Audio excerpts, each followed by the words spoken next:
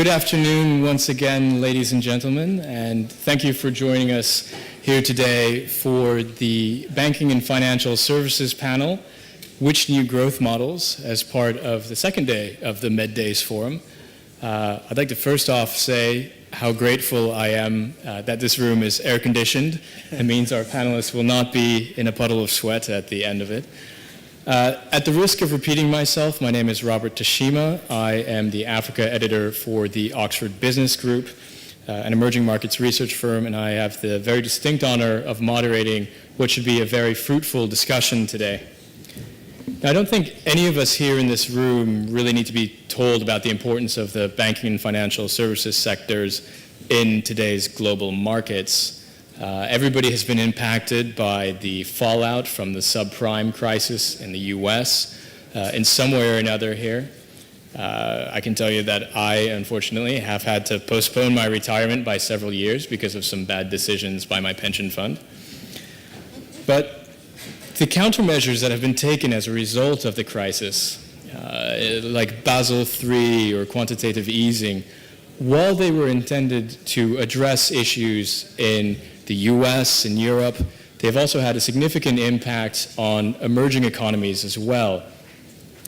For example, quantitative easing, we've seen, has sparked a significant jump in portfolio flows to some Middle Eastern and African economies, and the question now is whether that will continue as the tapering by the US Treasury begins. Now, these complications on a global level come on top of some domestic constraints in these markets as well. Now, financial inclusion is very limited, as we all know. Penetration rates for banking are roughly half of what they are in the developed world in the emerging world.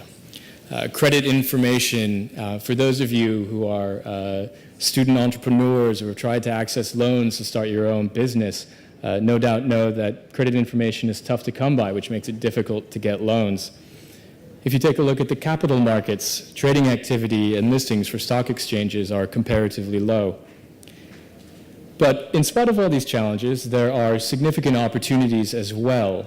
Those limited penetration rates that I just mentioned, while they are a constraint on growth, if you go in with the right mentality, they also offer significant potential for banking in the retail segment, banking in the SME segment.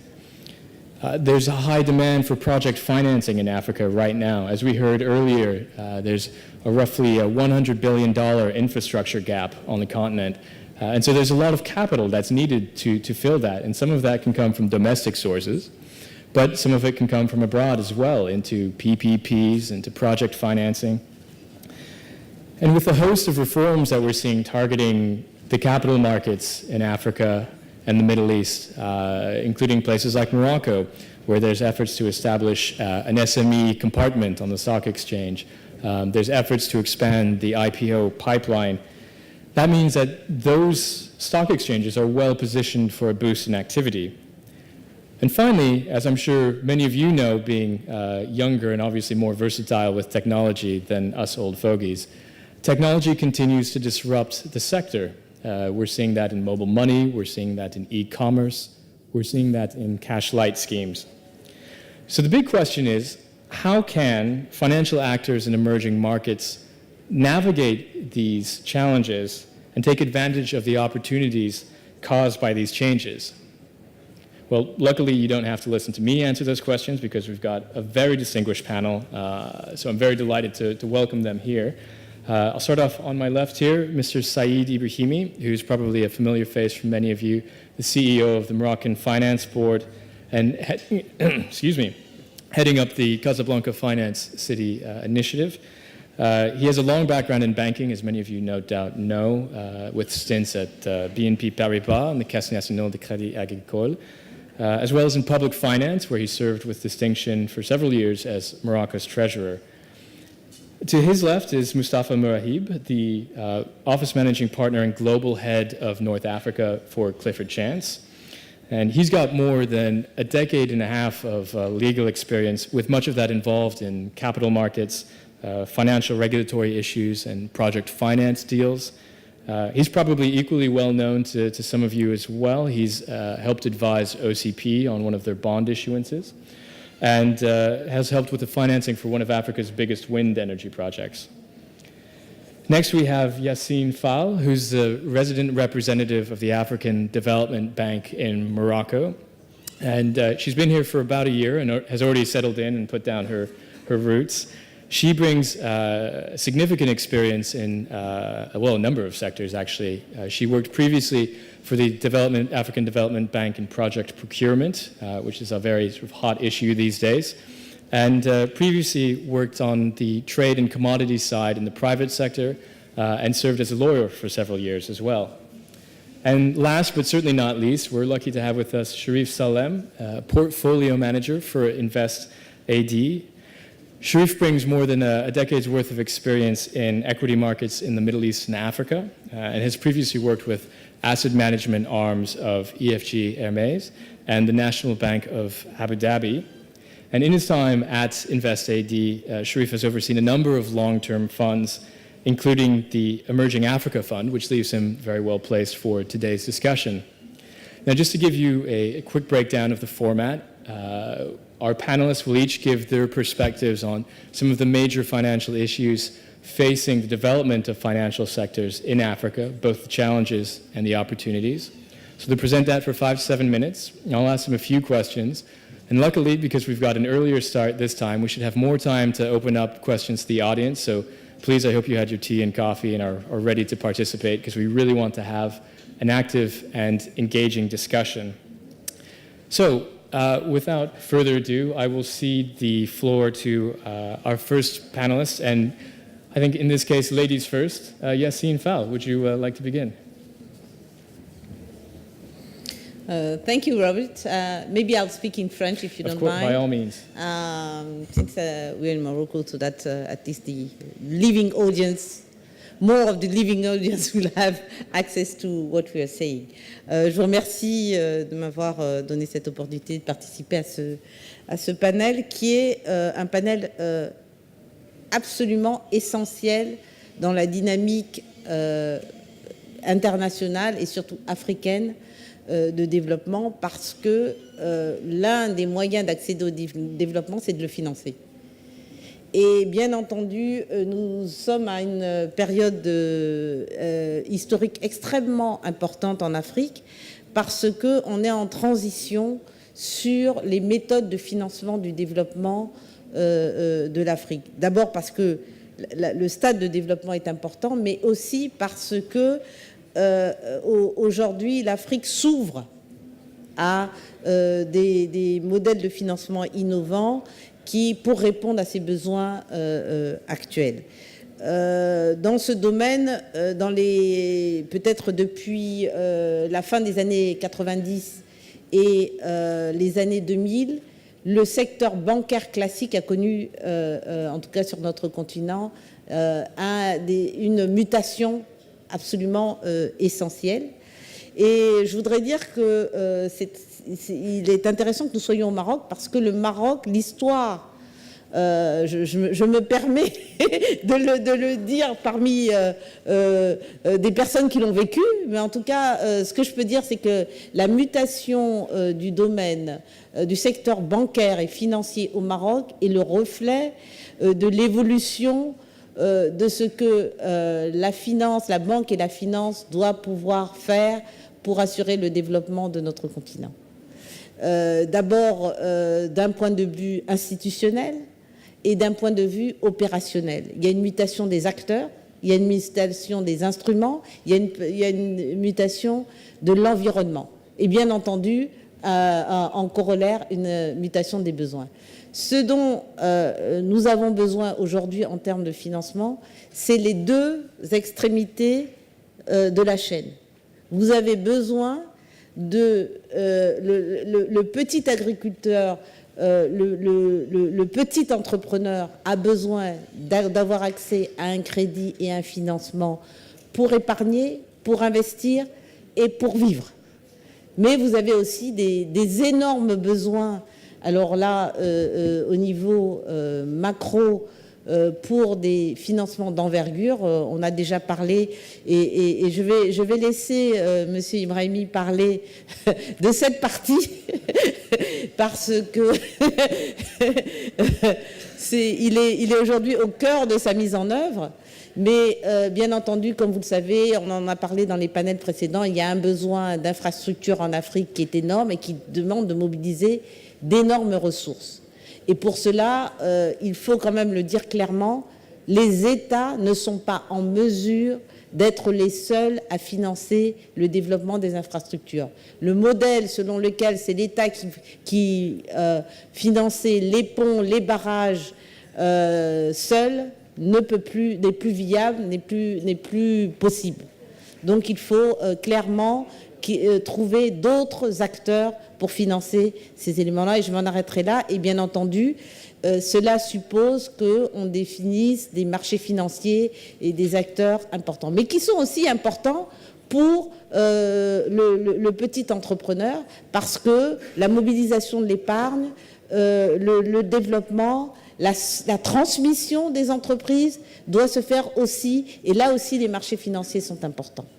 Alors, bien entendu, on a parlé aussi dans le panel précédent, je me permets de le rappeler, du fait qu'aujourd'hui, il y a une plus grande intégration des acteurs financiers en Afrique.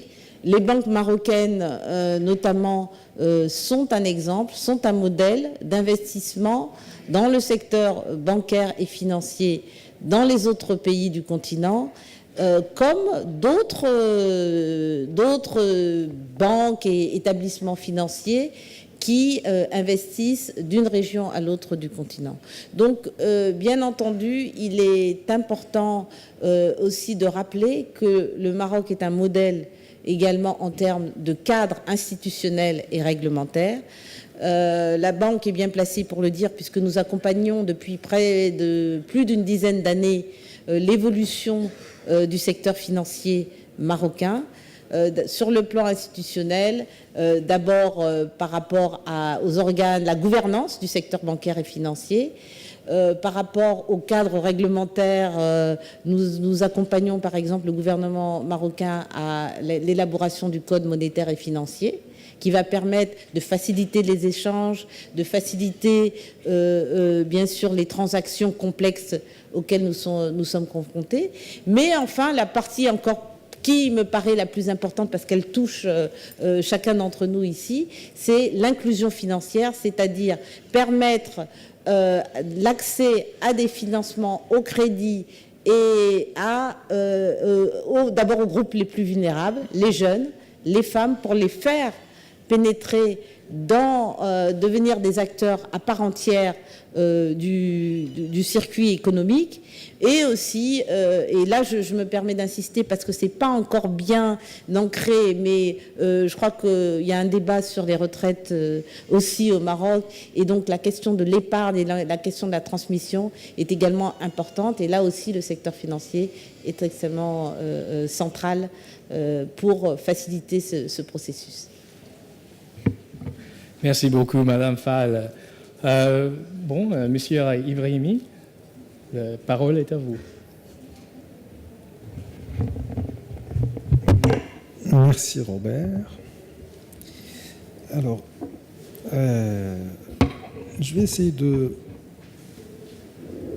mettre quelques éléments de contexte en exergue pour commencer. On parle bien évidemment tous du potentiel de l'Afrique.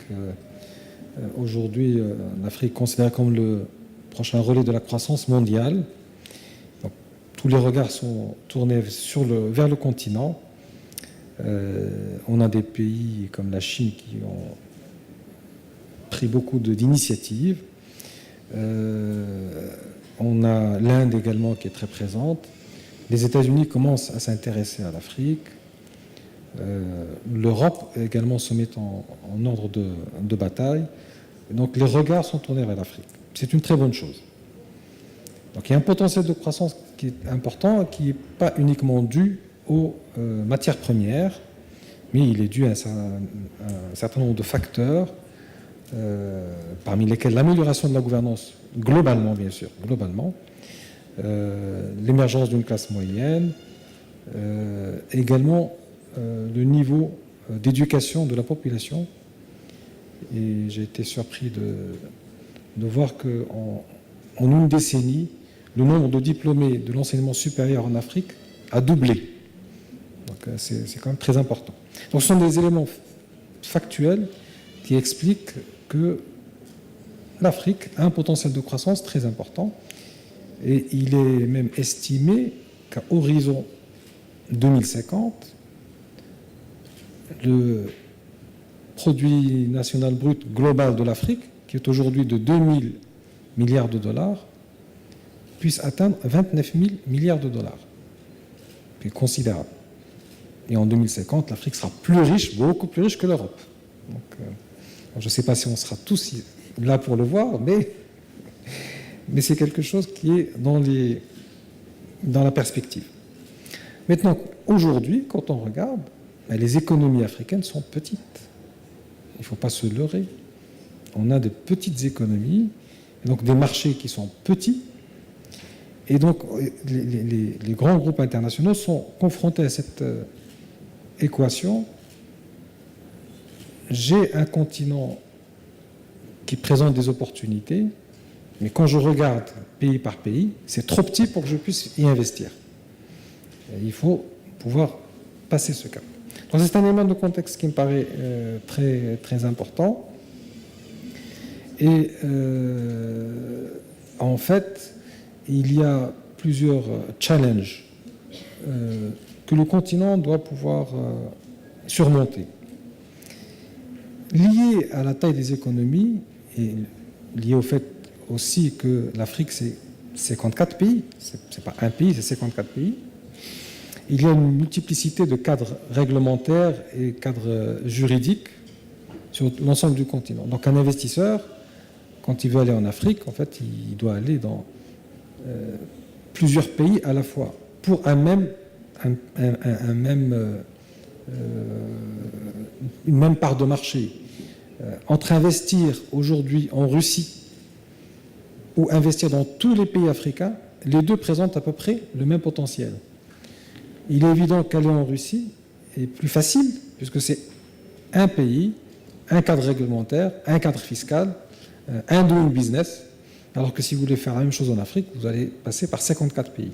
Donc la fragmentation des cadres réglementaires est un point important.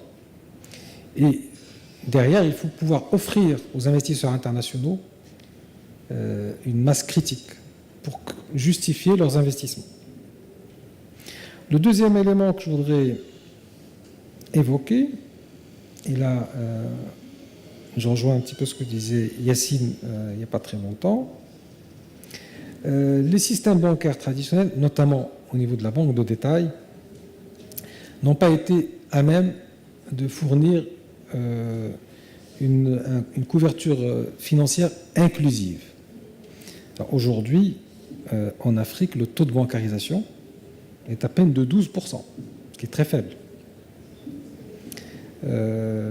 Et du coup, on a une faible bancarisation, on ne collecte pas toute l'épargne que l'on pourrait collecter, et on ne finance pas les petites et moyennes entreprises.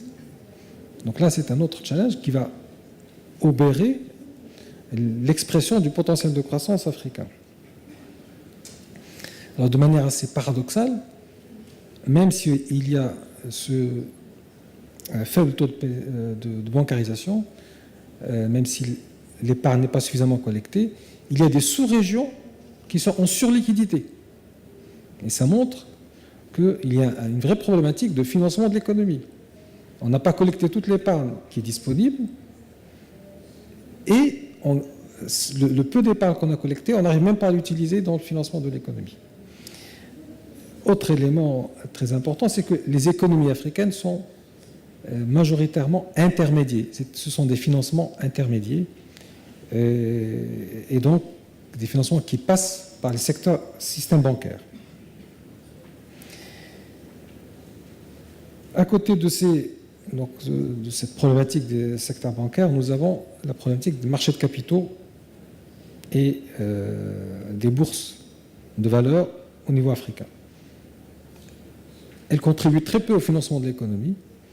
Elles sont petites, elles sont illiquides et les process qu'elles proposent ne sont pas efficients et donc il y a des coûts de transaction qui sont élevés et une allocation du capital qui n'est pas optimale.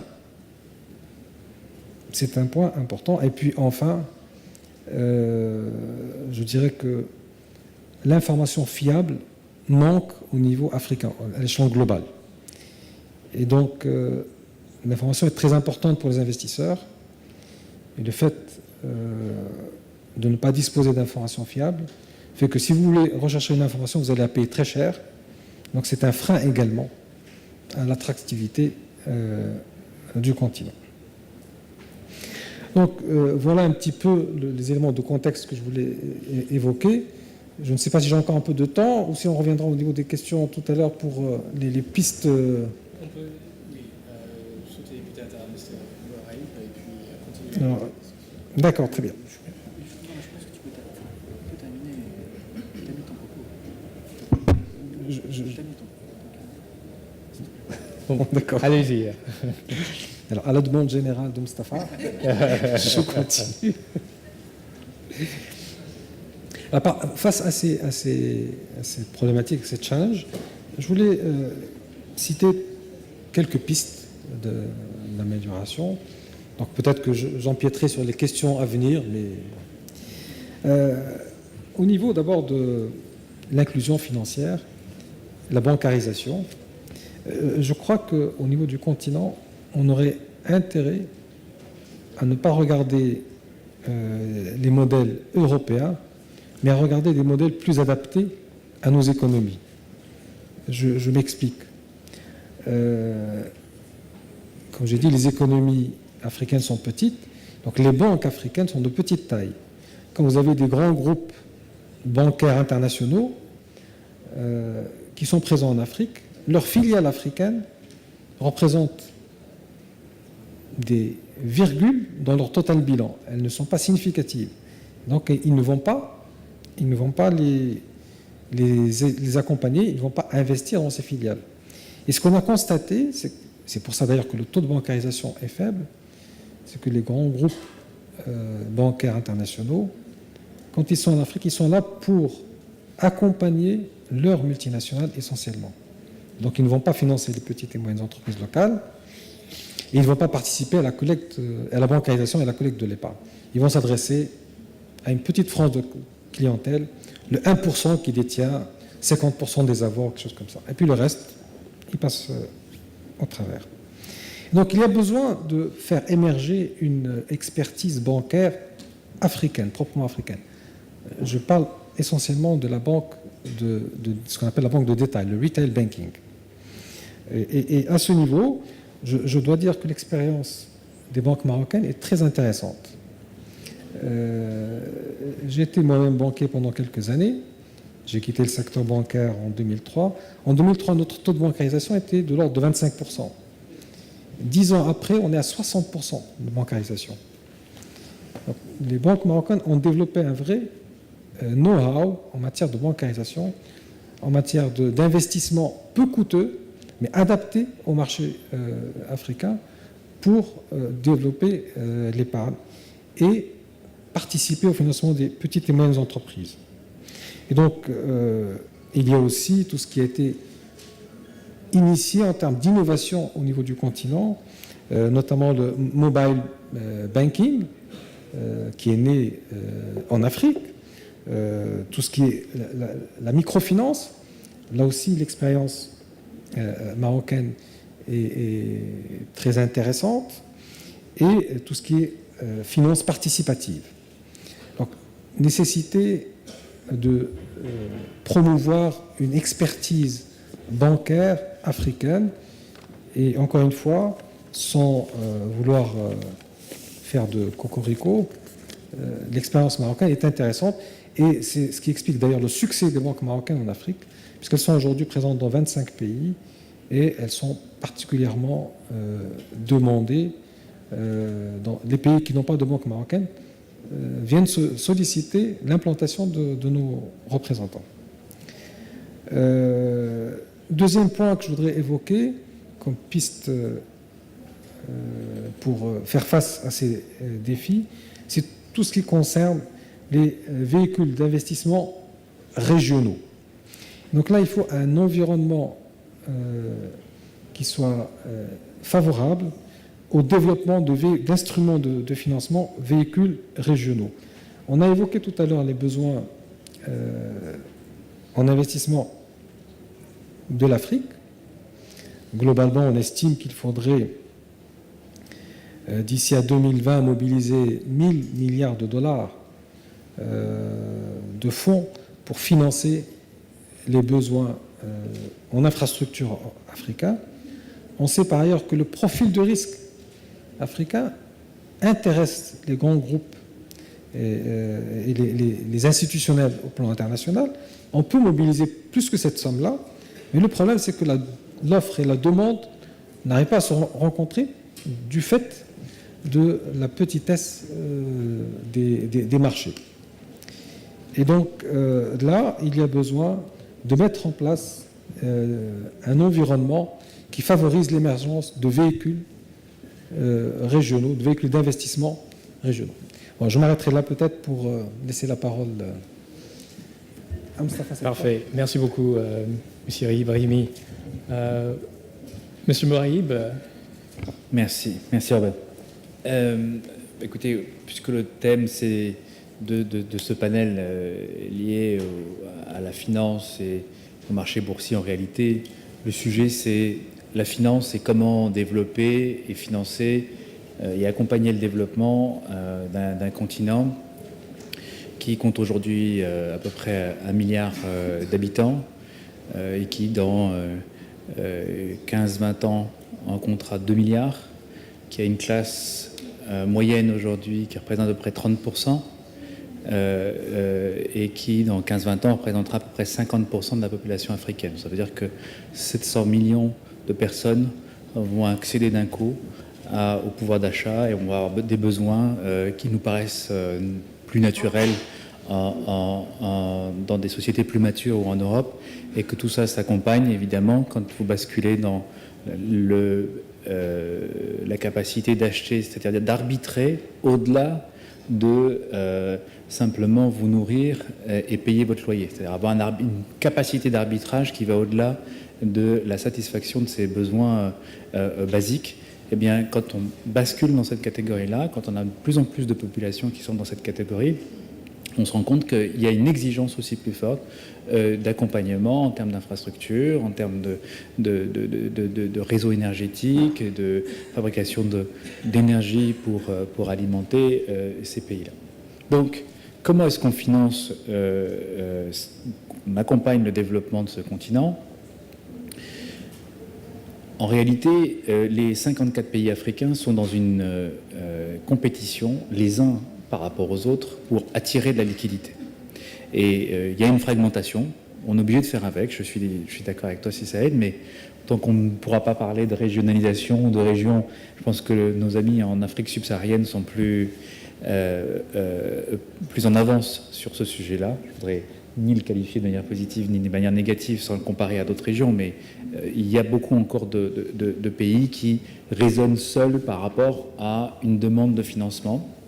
Et dans cette compétition pour attirer de la liquidité, les pays qui vont réussir, s'en sortir, sont des pays qui sont capables d'offrir une réglementation qui est alignée aux standards internationaux.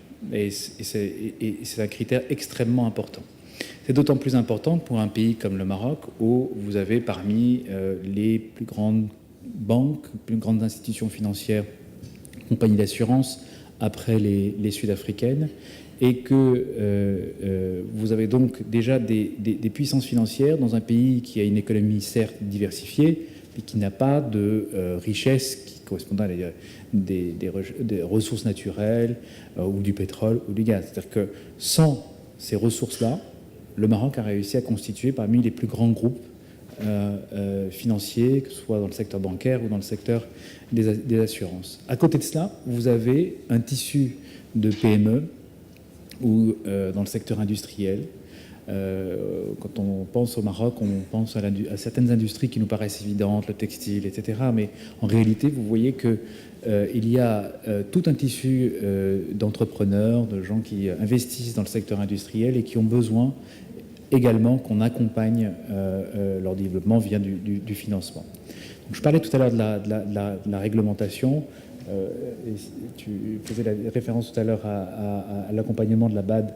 Et il y a d'autres institutions qui accompagnent le Maroc dans la rédaction de réglementations qui ont pour objet d'aligner la réglementation marocaine aux standards internationaux.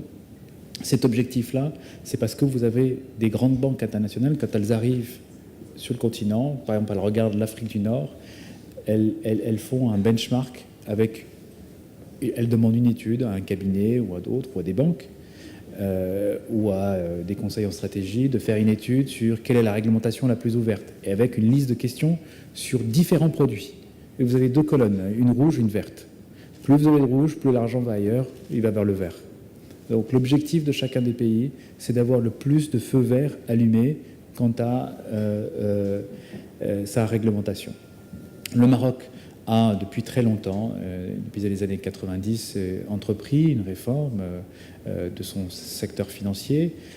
Il est en train d'entrer dans une phase nouvelle d'accélération à nouveau de sa réglementation. Il se pose la question il a adopté des lois, par exemple, pour améliorer la réglementation, la régulation, avec un régulateur, la MMC, dont la loi a été adoptée et qui a pour vocation d'avoir un peu plus de pouvoir dans la réglementation des différents secteurs financiers. Il y a prochainement un régulateur de l'assurance. Aujourd'hui, c'est une direction du ministère des Finances. Vous avez également des réglementations qui sont en cours de préparation, qui ont été adoptées. Je pense par exemple à la loi sur la titrisation ou à la réglementation qui est en cours de préparation pour réformer le droit des prises de sûreté sur des actifs mobiliers. Vous avez d'autres réglementations qui ont, elles, pour vocation d'améliorer la liquidité sur les marchés de capitaux, notamment le prêt-emprunt de titres, les opérations également de repo. Le Maroc est effectivement tourné vers ou en tout cas a compris qu'il fallait absolument miser sur sa réglementation pour offrir des produits au marché localement, mais surtout aux acteurs internationaux, parce que ce sont les acteurs internationaux qui ont l'industrie de la finance. Et il n'y en a pas 36, hein. Vous avez les États-Unis et l'Angleterre. L'Europe récupère ce que l'Angleterre a vu aux États-Unis en termes d'instruments, de produits financiers, et le transpose pour le continent européen. Le Maroc pourrait jouer ce rôle en Afrique via la constitution d'une place financière. Si Saïd en a très bien parlé tout à l'heure. Mais ce qui est important de comprendre dans cette place financière, on nous pose souvent la question, alors est-ce que ça marche, est-ce que ça avance cette place? Je trouve que c'est la question la plus stupide qui puisse exister, même si en réalité elle peut être assez légitime. Une place financière, ça se construit sur plusieurs années. C'est un investissement coordonné à plusieurs niveaux. Vous avez Casablanca Finance City, vous avez aussi les différentes autorités de régulation, vous avez le gouvernement, et ça s'accompagne petit à petit. Je vois qu'il y a beaucoup d'étudiants ici dans la salle. Ça passe aussi par la formation dans le secteur financier. Une fois que vous avez la réglementation, il faut la comprendre, il faut savoir l'utiliser, et on ne va pas sans cesse faire appel à ceux qui, à l'étranger, le font. Ils vont transmettre de la technologie dans le secteur financier, mais à un moment, ce sera aux acteurs locaux de les développer. Alors, la chance du Maroc, c'est qu'on a des acteurs, des opérateurs, des banques qui ont en leur sein un personnel assez sophistiqué et qui interviennent sur des opérations de plus en plus compliquées. Je citerai juste un exemple, mais Vous voyez qu'au Maroc, par exemple, quand on finance un projet du type de Safi, par exemple, vous avez un des rares pays capables, sur un projet de 2,5 milliards de dollars, d'offrir sur ce financement-là à la fois une tranche internationale et une tranche locale, et qui est financée uniquement par des banques, qui sont capables d'offrir un crédit syndiqué. En Europe, c'est du basique. Un crédit consortial, plusieurs banques qui se réunissent pour prêter sur un projet, c'est assez basique. Et figurez-vous qu'en Afrique, le Maroc est pratiquement après l'Afrique du Sud. Je ne suis même pas sûr qu'au Nigeria ce soit le cas, mais en Afrique du Sud, au Maroc, un des seuls pays qui est capable d'avoir plusieurs banques qui peuvent offrir une tranche d'à peu près 6 milliards de dirhams pour financer un projet aussi important que cette centrale pour l'intérêt national.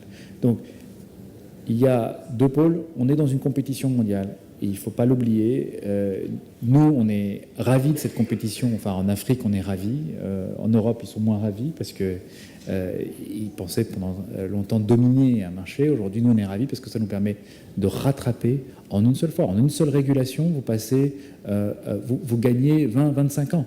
C'est juste parce que vous adoptez la bonne réglementation et vous accédez à un marché dans un contexte que je vous ai décrit tout à l'heure, où vous avez une large part de la population, c'est un des rares endroits dans le monde, il y a l'Asie encore, un peu l'Amérique du Sud, et un des rares zones où vous avez un tel basculement d'une population qui passe de la pauvreté à la capacité d'accéder aux classes moyennes. Voilà ce que je voulais dire pour le moment, mais peut-être qu'on pourra échanger. Parfait, merci beaucoup, Monsieur Mourahib. Merci. And certainly last but not least, we've got Mr. Salem, who will give us his view of from the asset management equity trading side. Oop, is it not connected? Oh, There we go. There we Yep. go. Well, first of all, I'd like to apologize that I seem to be the only non-French speaking, but the last time I took French class was when I was 8 years old, and so I would like to torture you with what I remember from those days. But I'm at work for InvestAD. We're unique in that we're a GCC. We're the only GCC-based asset management firm that invests across Africa. We started our Emerging Africa Fund in 2009, and I myself have been exposed to investing in Africa all the way back to 2000, 2001, when I was used to work for EFG Hermes out of Cairo. And so I personally have witnessed the development of the African markets. When I talk about Africa, it's all of Africa, North and Sub-Saharan Africa. But my, the progress that I've seen personally in the past 15 years has been tremendous. There is a lot of challenges ahead, but in terms of what I've seen, it bodes well for the years to come. And it's just not in terms of listings and liquidity, but also in terms of transparency and professionalism. One of the two earliest markets that were exposed to international investors were Egypt and Morocco, which were early entrants into the MSCI family of indices. And that really pushed those markets to develop and to really push the standards in terms of the transparency they had. Back in 2000, something as simple as having an investor relations manager, investor relations person, which is common in any in any company that's listed in any stock market. You could not find that in those markets. But what we have today is not only investment relations. We have companies that go on roadshows, companies that have conference calls with people and are very happy to be transparent, to answer all types of questions.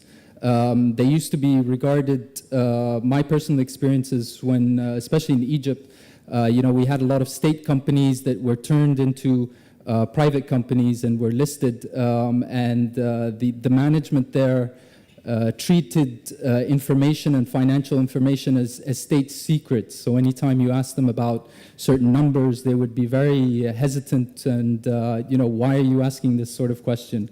But that's all developed now, and that's especially in terms of North Africa, in particular Egypt and Morocco, and that's as well becoming more prevalent in countries like Nigeria and Kenya, which they themselves are part of the MSCI. They're part of the MSCI Frontier Index.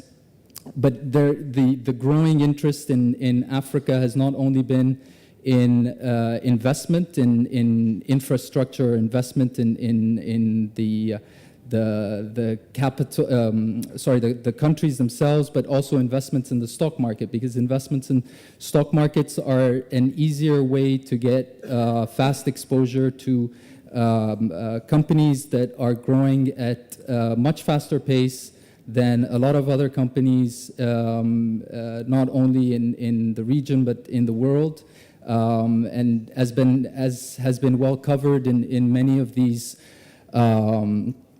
talks is the growth. It's a billion.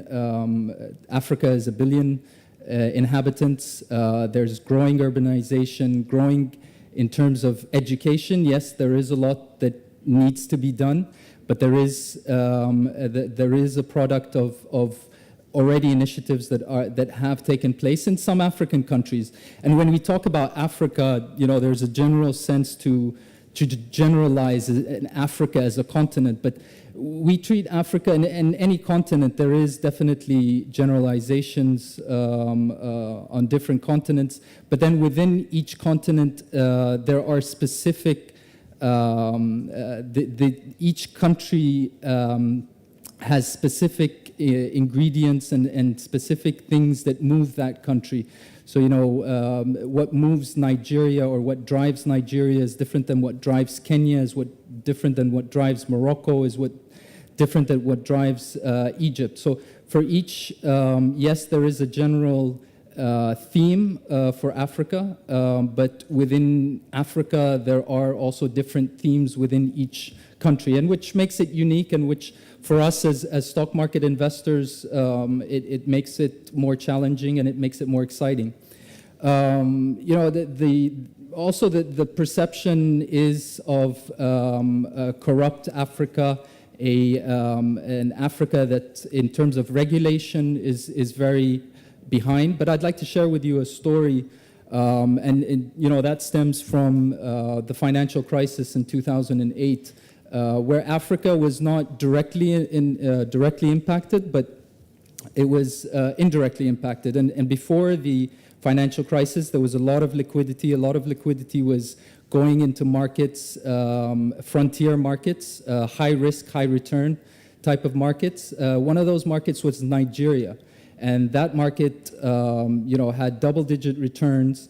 It encouraged a lot of local investors to get involved. A lot of banks were lending out money for investors to sort of double and triple up their investments. But when the financial crisis hit and the market tanked and it went down as much as 60%, a lot of these banks were sitting on bad loans because these investors had lost their money, had lost the bank's money. And so that was a big crisis. The Nigerian banking industry faced an NPL ratio, non-performing loan ratio, of 30%, which is quite high. The federal government was quite aggressive and quite forceful in tackling that problem. It sent in auditors to all the banks and audited the banks, identified banks whose capital had been wiped out, identified the banks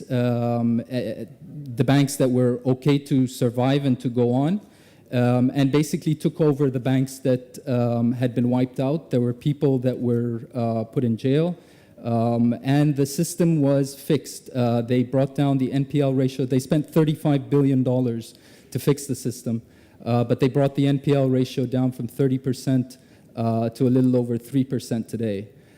So that's a prime example of a regulator that was quick to act. It acted forcefully.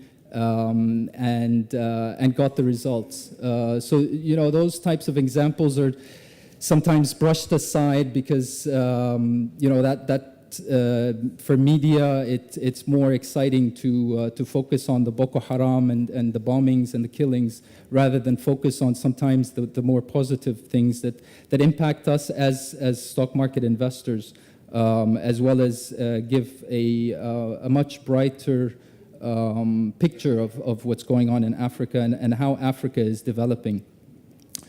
In terms of so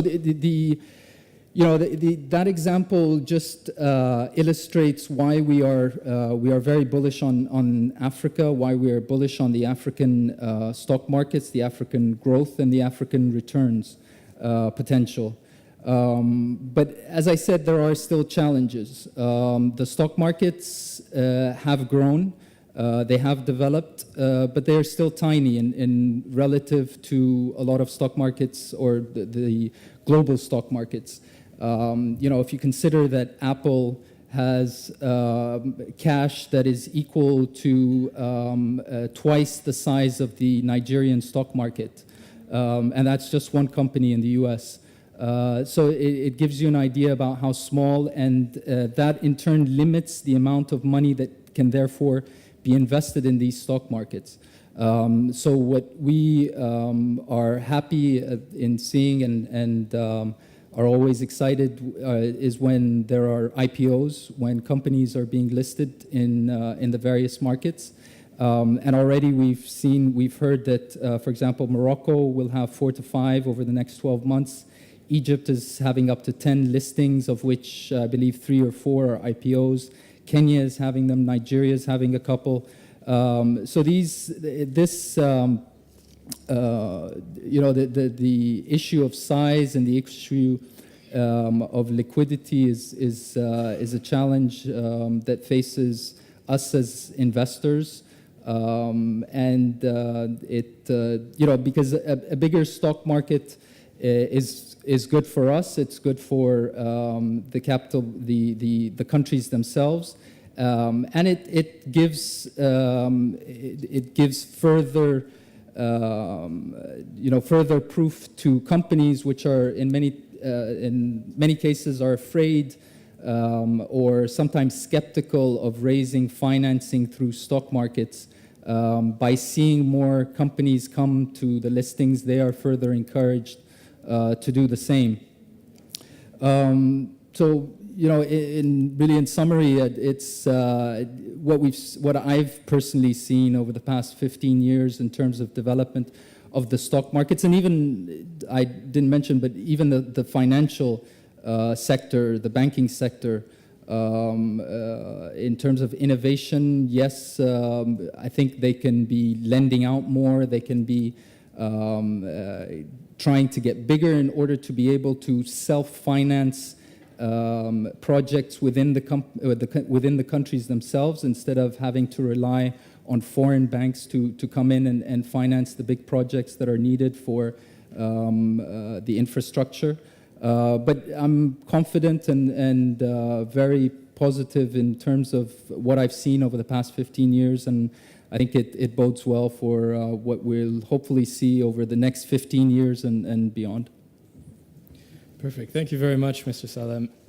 I'd like to thank all of our panelists for giving us their perspectives on some of these main issues. We've obviously heard a number of points being repeated in terms of the challenges, in terms of the obstacles that are being faced, and in terms of the timeline that it takes to sort of develop things.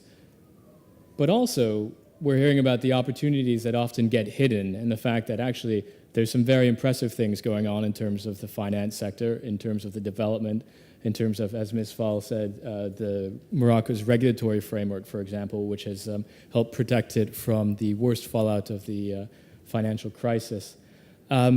To ensure that we have enough time for some audience participation at the end, I'm just going to ask one very general, very simple question to all of our panelists, and hopefully have their different perspectives on this same issue. And that's essentially, we've heard quite a lot about the fragmentation of the regulatory frameworks and the overlapping regulatory frameworks and the small size of the markets out there. So what, from your perspectives, can actually be done? We've heard a little bit about some of the potential tools out there like participative banking and so forth, but what are some of the specific reforms that can be put in place to help address this? Donc, comme j'ai dit, pour ne pas monopoliser le temps, je vais poser juste une question au panel. Et c'est quelles réformes réglementaires peuvent être mises en œuvre pour mieux répondre aux fragilités, enfin aux défis que vous avez soulignés, tels que le taux de bancarisation limité ou la petite taille des marchés de capitaux. Donc, peut-être on peut commencer avec M. Rivahimi et puis M. Mrahib. Très bien, très bien. Écoutez, il me semble que cette problématique de la fragmentation des marchés nécessite un travail de longue haleine. On est sur du moyen terme et ça passe, comme toujours, par les aspects réglementaires. Et là, il faut qu'on ait des coopérations assez avancées entre les différents régulateurs. Régulateurs bancaires, régulateurs marché de capitaux, régulateurs assurance. Le tout dans la perspective de faire converger ces régulations vers des standards internationaux et faire en sorte que des acteurs d'un pays puissent opérer dans un autre pays en étant assurés d'avoir la même régulation, la même supervision là où ils sont. Ce qui fait que, si on parle de collecte de l'épargne, le régulateur bancaire d'un pays A peut faire confiance à la banque qui vient parce qu'il sait qu'elle est bien contrôlée au niveau du pays d'origine. Et idem pour les marchés de capitaux. En ce qui concerne les marchés de capitaux, il y a des aspects de régulation, mais il y a aussi, et là il faudrait qu'on y arrive un jour ou l'autre, la nécessité d'avoir en fait une bourse d'échange qui soit panafricaine. Aujourd'hui, les bourses sont de très petite taille, elles sont ridicules. Il y a la bourse sud-africaine qui se distingue avec une capitalisation de l'ordre de 800 milliards. Et ensuite, on a des bourses qui sont 50-60 milliards de dollars de capitalisation. C'est trop petit. On a des bourses qui traitent 3-4 valeurs par jour. Ça n'a pas de sens. Donc ce ne sont pas réellement des bourses de valeur. Et il faut arriver à sortir un véhicule panafricain, avec certainement des antennes dans plusieurs pays, mais il faut qu'il y ait ce type de véhicule et qu'on puisse multiplier les cotations doubles entre la Côte d'Ivoire, enfin Abidjan, Casablanca, Libreville et ainsi de suite, et avoir des acteurs africains qui financent leur développement en levant des capitaux en Afrique. C'est ça qui serait très important. Parfait, merci M. Rivahimi. M. Mrahib. Oui, je pense pas qu'il y ait une seule réglementation qui puisse répondre à ce que vous étiez, la bancarisation, etc. Ça passe effectivement par la reconnaissance des régulateurs, des entités régulées d'un pays à l'autre. Mais bon, en réalité, tant que vous n'aurez pas une intégration un peu plus importante, économique, financière, entre plusieurs États, on n'aurait jamais un véritable effet de masse. Ce qui me semble, moi, plus important, c'est que avant d'attendre cette intégration, parce qu'elle arrivera, je pense, avant très longtemps, je pense que la réalité, c'est que les places doivent s'imposer. Je pense que Casa est en train de s'imposer comme une place financière importante, qu'elle a des institutions financières fortes qu'elle est en train d'adopter des réglementations importantes, que demain, effectivement, en fonction de ces réglementations, si on arrive à créer un peu de liquidité sur le marché boursier qui est un peu, la bourse de Kazakh qui est un peu atone, si on arrive à créer cette liquidité et qu'on arrive par des réformes dans le secteur de la réglementation financière à attirer des sociétés africaines qui peuvent venir chercher des capitaux chez nous, et qu'on arrive à faciliter cela non seulement au travers de la réglementation, mais aussi d'un point de vue fiscal, parce que la circulation des capitaux, c'est un problème. Je pense que cette idée qu'on va demain arriver à organiser une espèce de liberté de circulation des capitaux, ça va prendre longtemps. En revanche, sans cette intégration, Londres était déjà une place financière qui attirait l'essentiel de l'industrie financière, etc. Je pense qu'il ne va pas y avoir la place pour beaucoup de places financières et que Casablanca est capable d'être un laboratoire de ce que pourrait, enfin, non seulement être une place financière importante, mais être un laboratoire de toute l'offre financière de la petite entreprise, des particuliers jusqu'aux grands projets. Je peux donner un exemple. Aujourd'hui, il y a une réglementation au Maroc qui permettrait d'avoir des véhicules qui pourraient lever des fonds, y compris via l'émission de titres sur les marchés de capitaux ou à l'étranger, qui pourraient financer un projet dans un autre pays africain. Le problème après, c'est qu'une fois que vous avez cette réglementation, déjà il faudrait la réaliser au Maroc, on pourrait le faire, mais une fois qu'on l'a fait et qu'on veut le réaliser ou dupliquer ce type d'opération dans un autre pays africain, on a la problématique fiscale qui peut freiner, ou des frottements fiscaux qui peuvent se poser. Mais encore une fois, quand vous avez les produits, quand vous avez la réglementation et que vous avez réussi à identifier les problématiques, finalement, au fond, si les États veulent converger, développer, on fera les choses et les ajustements qui sont nécessaires. Mais je ne pense pas qu'il y ait une réponse unique avec une seule règle. On ne va pas demain créer l'union économique et monétaire entre plusieurs pays autour de l'Afrique, du Maroc. Je prends la parole juste une petite minute. Effectivement, l'intégration économique, c'est pas pour demain. Première phase de l'intégration économique, c'est l'intégration financière. Mais ce qu'on entend par intégration financière, c'est justement la convergence des réglementations et la coopération entre les régulateurs. Ce n'est même pas, on n'est pas encore dans la monnaie unique ou des choses comme ça. Hein. Donc c'est une première étape qui me semble, à mon sens, extrêmement importante. Je voulais quand même le préciser. L'intégration économique, c'est évidemment du long terme, et on ne peut pas attendre ça pour développer les différents produits dont l'Afrique a besoin. Madame Fall, vous êtes d'accord? Ben écoutez, oui, c'est toujours est-il que, en ce qui concerne la Banque africaine de développement, nous estimons que c'est une institution qui a vocation à aider cette démarche, parce que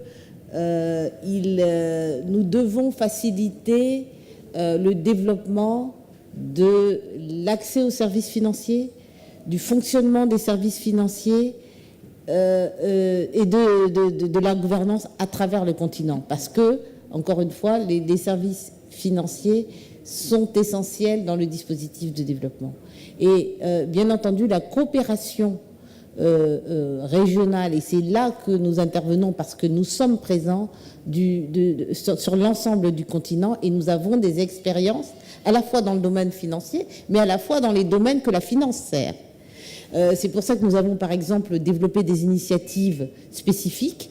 Nous avons une initiative qui s'appelle Making Finance Work for Africa. Et c'est justement cette initiative, c'est de partager les expériences. Le régulateur au Maroc est connu pour être une référence parce que, bien entendu, on voit de manière très claire, très tangible, les progrès et la solidité du système financier marocain. Il y a d'autres zones, effectivement, où il y a des expériences solides. On a parlé du Nigeria, on a parlé quand même du système de l'Afrique de l'Ouest qui a été basé sur un certain réalisme, même s'il a été hérité, n'empêche qu'il a été maintenu. Il y a eu des moments où on a pu penser que c'était peut-être pas forcément le modèle, tout simplement parce qu'il avait été hérité de la colonisation. Mais toujours est-il qu'il a été maintenu parce que, effectivement, comme M. Ibrahimi l'a dit, un système financier trop fragmenté n'est pas viable. Donc la coopération est absolument essentielle. Et pour donner un exemple, nous lançons actuellement une initiative en collaboration avec la Bourse de Casablanca et la Bourse d'Abidjan pour montrer, d'abord nous lançons une étude sur cette question de cotation conjointe ou double cotation. Sans parler du contenu technique de ce que l'un est deux, mais grâce en collaboration, surtout avec CFC, nous voulons lancer une initiative intéressante, c'est-à-dire un jeu de bourse où nous allons mobiliser des écoles au Maroc, et dans la zone d'opération de la bourse d'Abidjan, des écoles qui vont jouer à la bourse de Casa et à la bourse d'Abidjan en même temps pour montrer ce que ça peut générer et jouer. C'est pas un Monopoly, ce serait vraiment dans le cadre de ces bourses avec leur intervention pour montrer ce que ces ambitions qui paraissent un petit peu parfois peut-être irréalistes pourraient générer et pour familiariser, parce que un des aspects importants, c'est développer la culture financière. Nous avons des zones, et par exemple, si vous regardez la différence entre les pays anglophones et les pays francophones, les pays francophones sont très très en retard en termes de culture financière, culture des marchés financiers.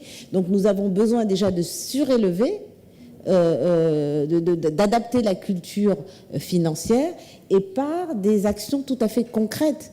Et nous allons aussi, la banque, l'initiative sur les marchés financiers africains, c'est de créer une base de données qui vont permettre, d'un côté comme de l'autre du continent, de connaître les réglementations, de connaître les possibilités, d'avoir accès sur l'information financière. Et c'est peut-être de cette manière-là que des exemples en termes de régulation, en termes d'information financière, enfin en termes de transparence, pourront être bénéfiques à tous les acteurs. Parfait, merci beaucoup, Madame Fa. And so for a final wrap-up, Sharif, would you maybe like to weigh in as well with your thoughts on some of the potential regulatory measures that might be implemented to help boost activity in the financial services sector? Yeah, I mean, from my perspective as well, you know, as I mentioned, we look at Africa as a continent, and as they're, you know, all around the world, you do have generalizations about a continent as a whole, but each continent is made up of many different countries, and the challenge is it's all well and good to have a policy that you believe is the right way forward, but the countries that make up that whole have to be convinced as well. So a lot of these countries, you know, for them, these things are not a priority. And that's an additional challenge and you know, it's very encouraging to hear all these initiatives that are being undertaken, because it is an important part of any country. Yes, it's important to invest in education, in feeding your people, in infrastructure, but it's also important in regulation because it attracts foreign direct investment, which in turn, you know, that gets the whole wheel spinning for your country and your economy. There are regulators that are more advanced than others, and again, that's because they see the importance of focusing on that, while others do not. Nigeria, Kenya, they've been doing a lot, and they have a lot of plans in terms of trying to improve regulation.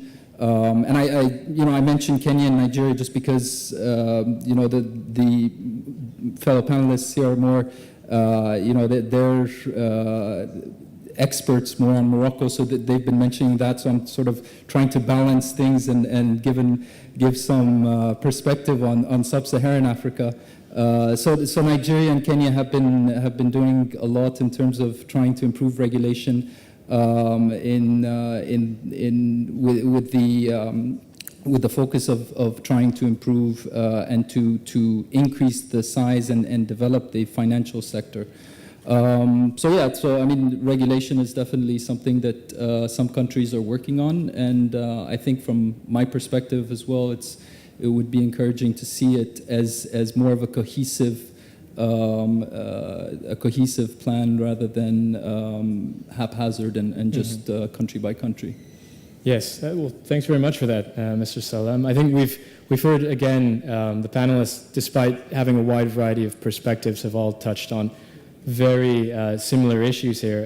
And sort of, if there's a key lesson to be drawn out of this, it's that in terms of encouraging activity in Morocco's financial sectors, there are multiple steps to integration. It's not just about regulatory harmonization.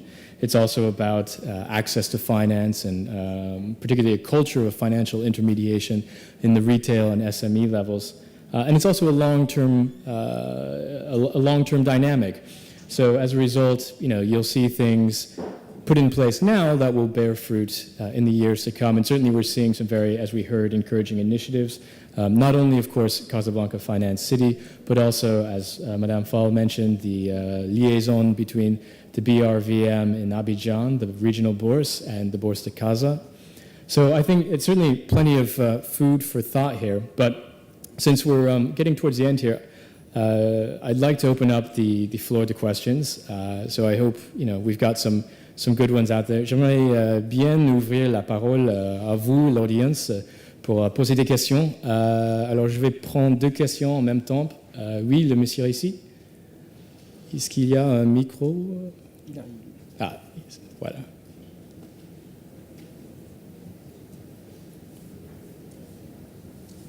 Donc, bonjour tout le monde. Tout d'abord, je remercie les panélistes pour leur intervention savante. Donc, ma question, elle s'adresse à M. Ibrahim. Et la suivante, est-ce que la finance islamique ne constitue pas une réponse au problème de la faiblesse des taux de bancarisation en Afrique au travers des produits alternatifs qu'elle propose? Et parce que je pense qu'au-delà de la question spirituelle pour la partie musulmane, c'est aussi une question d'éthique et source de motivation, par exemple, pour la question du taux d'intérêt à travers sa politique, par exemple, des 3P, partage de profits et de pertes. Donc, pour les petits entrepreneurs. Bon, je ne me suis pas présenté. Je suis étudiant finaliste en master à l'École nationale de commerce et de gestion de Tanger. Merci beaucoup. Merci beaucoup pour votre question. Est-ce que nous pouvons avoir une deuxième question avant que M. Rabimi réponde? Voilà, il y a... Bonjour. Bon, je me présente, étudiant Oussama Marabout, étudiant en management des organisations à la fac de Tanger. Bon, brièvement, ma question s'intéresse sur la côté, vous avez bien mentionné l'expérience marocaine, les banques marocaines. Maintenant, on a de nouveaux joueurs sur la place. Je parle de la Chine et je parle des Qataris qui ont déjoué les pronostics en investissant dans une banque panafricaine, à savoir Ecobank. Maintenant, est-ce que les banques marocaines ont la capacité un petit peu de gérer cette situation et d'aller en avant, ou bien ces pays ont des moyens financiers plus importants que le nôtre? Merci beaucoup. Merci beaucoup. Alors, 2 très bonnes questions. Monsieur Ibrahimi, voulez-vous répondre à la première question? Volontiers. Alors, la question, si j'ai bien compris, parler de finances islamiques ou finances participatives, est-ce que ça peut apporter dans le cadre des problématiques de bancarisation, de financement des petites et moyennes entreprises et même de réduction des taux d'intérêt? Alors, la finance participative, c'est quelque chose qui prend de l'ampleur à travers la planète pour des raisons qui sont liées plus à l'appréciation religieuse qu'à la réalité de cette finance. Moi, ce que je peux vous dire, c'est que quand vous prenez un crédit, Murabaha ou Musharaka, quand vous êtes sous le chapeau de la finance islamique, vous n'allez pas forcément réduire vos taux d'intérêt. La finalité pour les acteurs, c'est toujours de gagner de l'argent. Il ne faut pas rêver. Alors on présente ça en disant il y a un partage des risques, un partage des bénéfices, etc. Mais à l'arrivée, je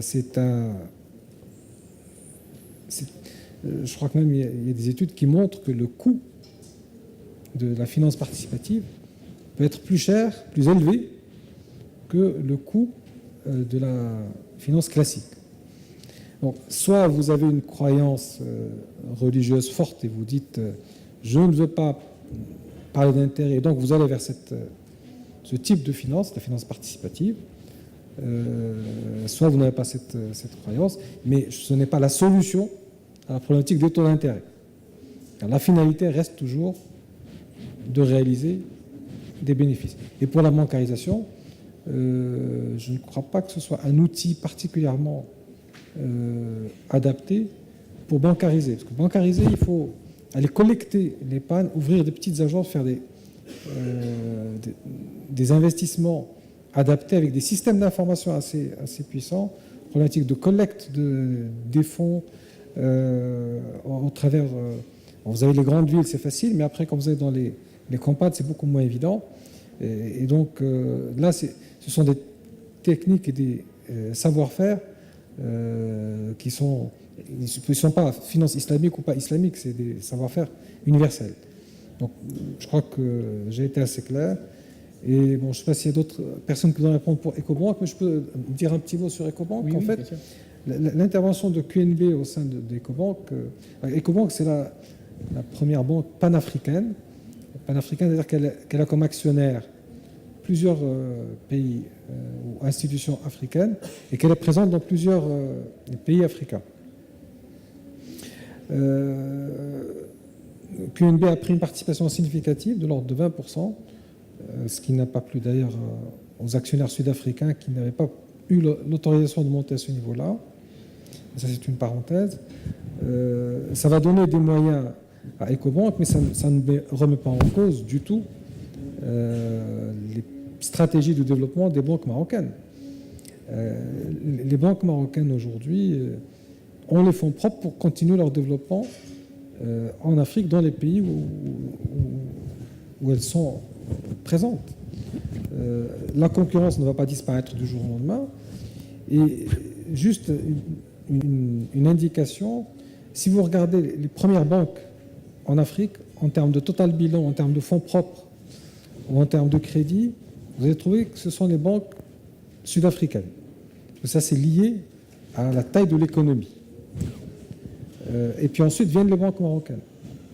Mais si vous essayez de classer les banques africaines en termes de réseau, nombre d'agences, là vous avez les banques marocaines de loin en tête. Et ça, c'est une réalité qui ne va pas disparaître du jour au lendemain.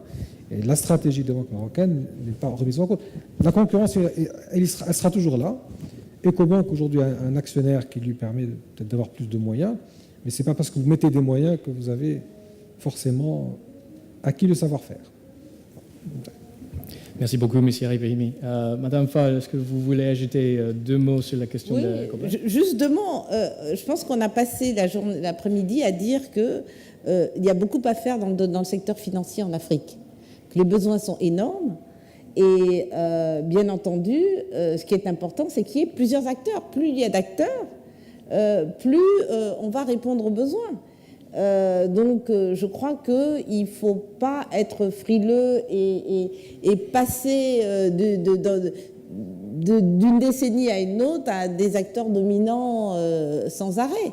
On espère qu'à CFC, il y aura des acteurs à travers le continent, des banques marocaines, mais des banques d'ailleurs, C'est l'objectif, et des entreprises de plusieurs pays. Et bien entendu, il faut qu'il y ait une compétitivité.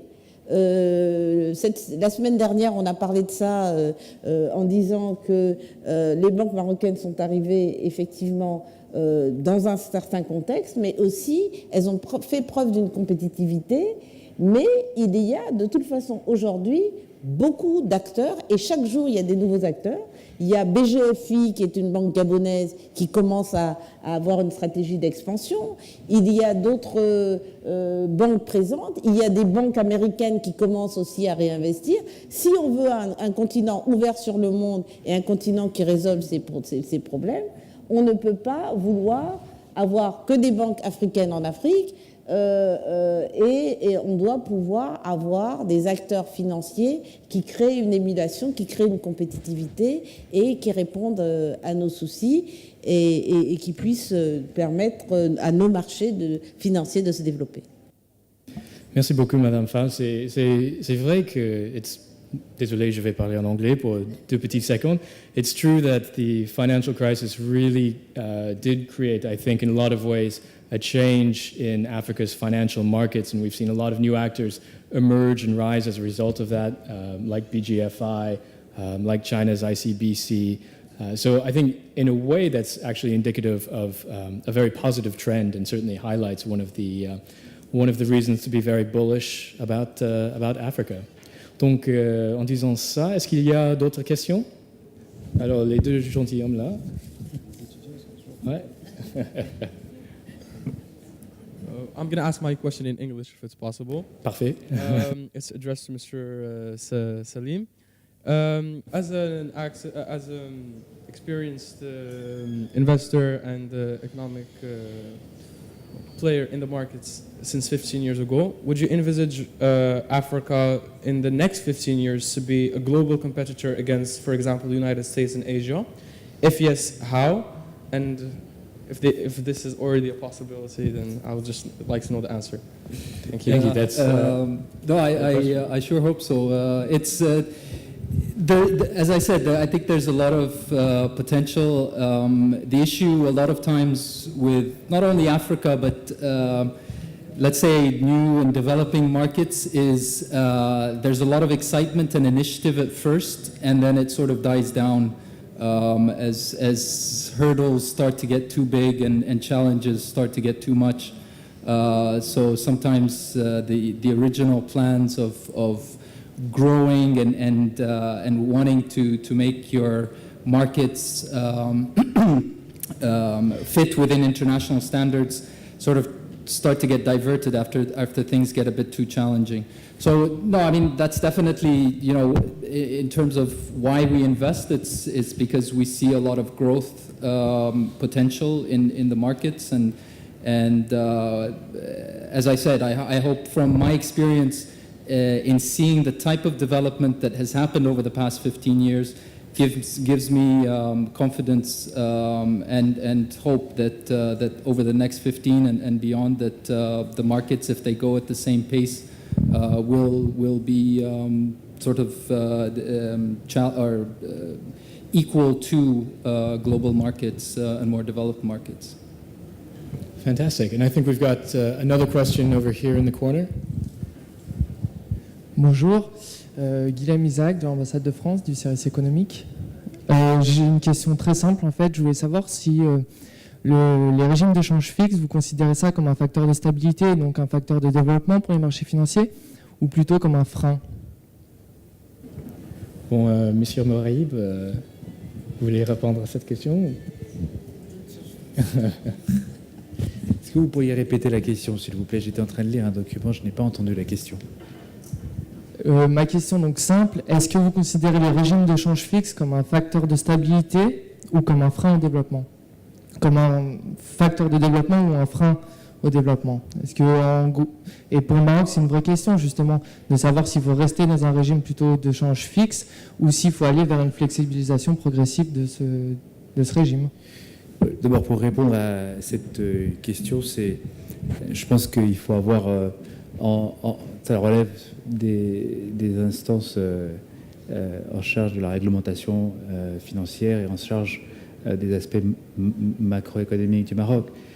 Aujourd'hui, vous pourrez trouver des gens qui vous diront qu'effectivement, le fait qu'il n'y ait pas de conversion de la devise marocaine sur les pays, qu'on ne soit pas sur les marchés et que notre devise ne soit pas tradée comme d'autres, ce soit un frein parfois à certaines opérations et que peut-être ce soit un frein au développement. En réalité, je crois que c'est une décision qui relève non pas de gens qui conseillent, mais plutôt de gens qui décident au sein des instances réglementaires et du ministère des Finances. Aujourd'hui, la monnaie marocaine, elle est à 80% indexée sur l'euro, et donc elle fluctue et elle suit la situation de la monnaie européenne.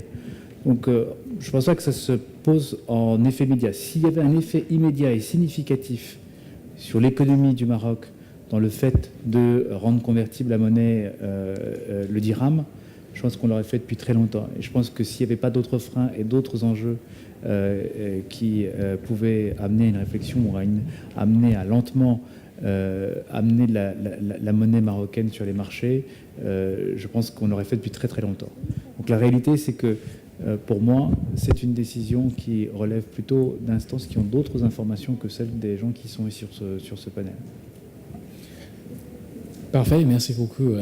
En fait, this is probably one of the most engaged audiences that I've seen at the forum so far. So I wish we could always have panels that were this involved. Unfortunately, we've only got time for one more question, I believe, according to the organizers. So I will take this gentleman in the second row here, who was the first to raise his hand. Second row. Yeah. Non, deuxième rang. Merci. Thank you. My question is for both Mr. Tashima and Mr. Salim. Is if you have any advice or suggestions for the young people out there who are interested in the stock market and are wanting to begin investing full time? Well, I think out of all the people on this panel, I'm probably the worst one to talk about that, because actually all these men and women are far more experienced than that. So I'll actually, that's a great question to end on, however. So I'll go down through our panel and give each of them a couple of seconds to weigh in with their thoughts about how to really get involved. You know, if you're a student now or if you're looking to get involved in the financial sector, what steps can you take?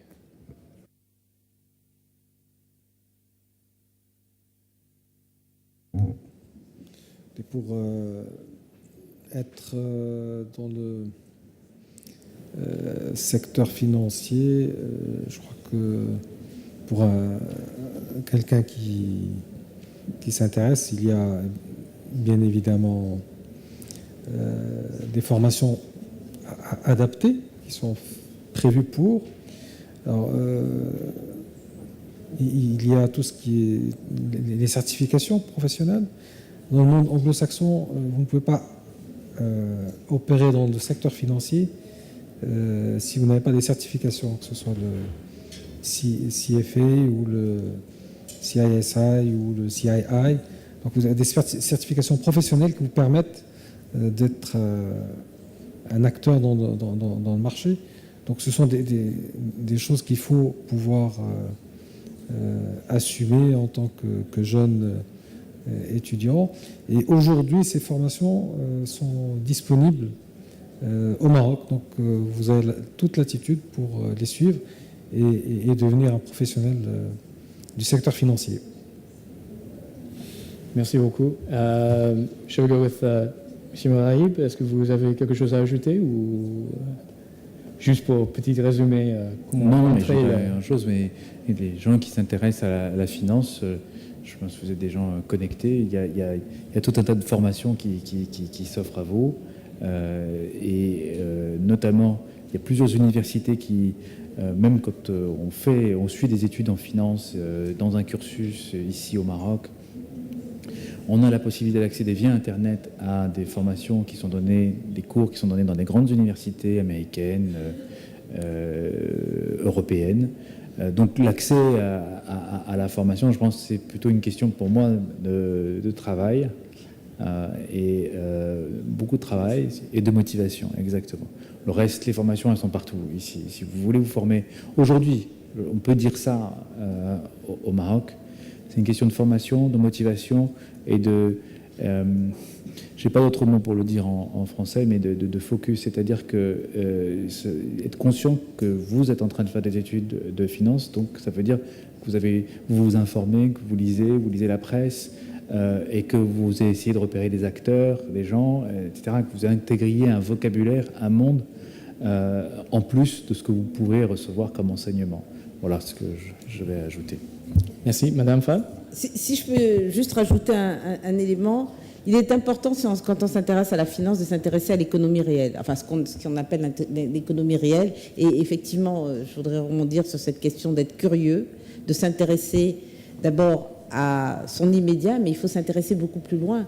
Vous avez aujourd'hui des grands acteurs dans la finance en Afrique qui étaient des porteurs de portefeuille sur l'Asie, parce que évidemment il n'y avait pas, et qui étaient africains et qui maintenant reviennent dans leur continent d'origine. Donc il faut s'intéresser à l'économie réelle, il faut être curieux et effectivement il faut pouvoir étendre au maximum son expérience. Perfect. And Mr. Salem, would you like to give the sort of final closing remarks for the panel? Well, I mean, I started, I was just fascinated by stock market quotes in the newspapers. And at the time, I was probably, it was late years in high school, so I must have been 15, 16. And at the time, my uncle used to work for Merrill Lynch, and he sort of taught me about the stock market quotes and what all those numbers meant and so forth. And but I mean, I'm fascinated by stock markets today as I was over 20 years ago. I think for me, from my experience, it's been I'm personally am fascinated, as I said, by the market and how markets move, and so that's what drove me to liking what I do. And it's very hard to find a job that you actually enjoy what you do. A lot of people, get sort of stuck in a road to a certain career, and they kind of like it, but it's not what they really want. But I can't think of anything else that I'd like to do. I would suggest. As a youngster, if you're not at an age where you can apply for a certain kind of certificate, but I mean, watch a lot of Bloomberg TV, CNBC, and learning economics. I mean, economics is the basis of the financial markets. You have to know about economics and what moves companies, what moves countries. And that's really what it is. Later in my later years, I did a master's at the ICMA, which is very specialized in the stock markets. It's sort of a global regulator of stock markets, and they have a program at Reading in the UK. So I did that, and then through my experience at EFG and now at InvestAD. So, yeah. Thanks so much. Well, I think that's a great note to end on, and it's a great selling point for getting involved in financial services industry.